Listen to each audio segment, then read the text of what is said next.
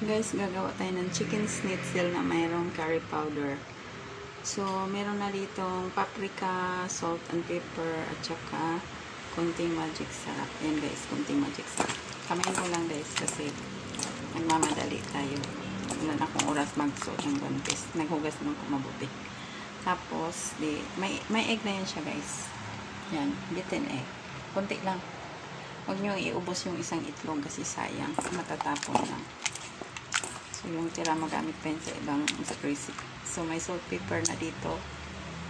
May kunting baking soda, may lemon, tsaka may isang pirasong maliit na kalamansi, pampabango. So, ilagay na natin ang harina na mayroong, ito yung harina na mayroong salt, pepper, at tsaka magic sarap. So, ihalo na dyan.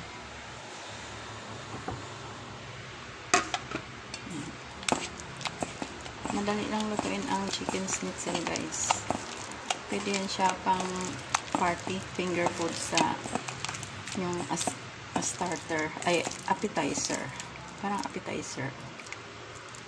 Para pagdating nila may madukot-dukot sila habang hindi pa yun na-serve ang main na food. So, magprito na tayo. Magprito na tayo. Meron na akong tika dito guys.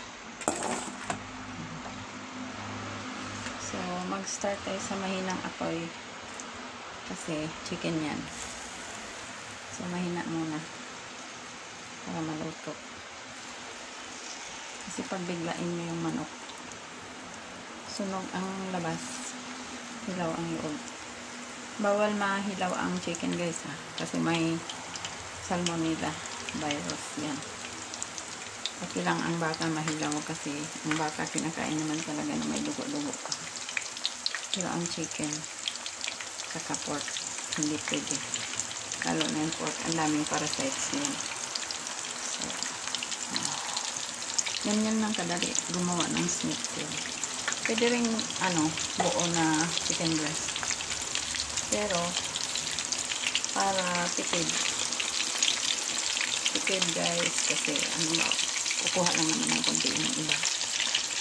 Ang mga tao naman hindi naman matakal sa ulam kasi ang dami makuha ng protein, may tofu, may nuts, may egg, may mushroom. Hiwain nyo na lang para tipid kasi mahal na rin ang bilihin yun times 3 ang tinaas ng bilihin. So, ganyan lang kabilis gumawa ng schnitzel. Mabilis lang yan sa maluto kasi nilagyan natin ng baking powder to make sure na malambot siya. Pero ang baking powder guys, nakakabawas siya ng lasa ng pagkain. Pero malambot talaga. Kasi malambot. So, pag brown ito, yung pag-golden brown na, luto na talaga yun siya. Kasi, pinokpo ko yan sa meat tenderizer. Alam mo yung parang martilyo na may ngitin-ngitin. Yan.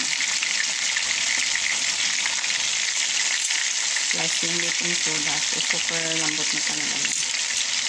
So, pwede nyo itong gawin pag may party kayo as an appetizer.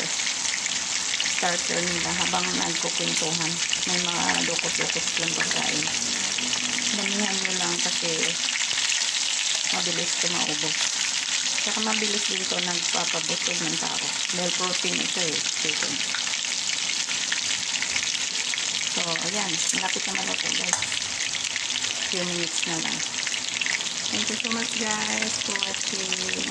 Lagi o. Sana mag-subscribe kayo para mag-grow ang channel natin. Thank you.